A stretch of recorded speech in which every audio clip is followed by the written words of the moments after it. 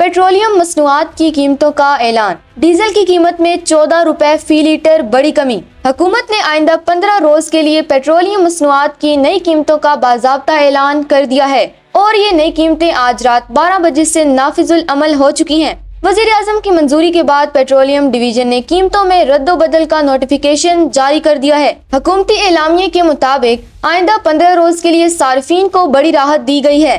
खास तौर पर हाई स्पीड डीजल की कीमत में नुमाया कमी की गई है। हाई स्पीड डीजल की फी लीटर कीमत में 14 रुपए फी लीटर की बड़ी कमी की गई है। हालिया कमी के बाद हाई स्पीड डीजल की नई कीमत 265 रुपए 65 पैसे फी लीटर की सतह पर पहुंच गई है। डीजल की कीमत में कमी से ट्रांसपोर्ट और ज़राअत के शोबे को बराह रास्त फायदा पहुंचेगा। दूसरी जानिब पेट्रोल की कीमत में कोई तब्दीली नहीं की गई है। पेट्रोल की फी लीटर कीमत को बरकरार रखा गया है। पेट्रोल की फी लीटर कीमत 263 रुपए 45 पैसे की सतह पर कायम रहेगी। ये नई कीमतें आज रात 12 बजे से नाफिजुल अमल होकर आइंदा 15 रोज के लिए लागू रहेंगी।